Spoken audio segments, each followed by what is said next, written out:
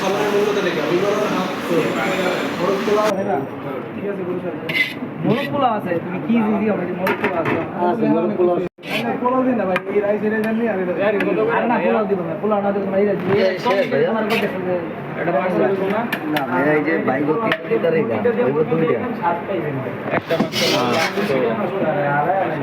আনা কি তুমি কাচ্চি কেন এটা দাও গরুর কাচ্চি কারণ কাচ্চি যেই কথা আমার হেডে আমি কি করব আমার বেশি না আমার না বুঝছো না গোস নাই বুঝছো রাইসটা বাড়া দিবি গোস নাই দিতে পারে দরকার নেই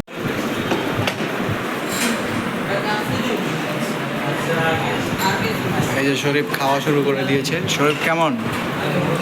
একদম বাজে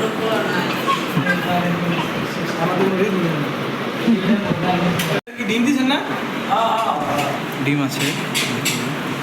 ডিমটা ও রাইস শরীফ রে রাকিব কেমন? আগে আমাদের সাথে সমস্যা আছে না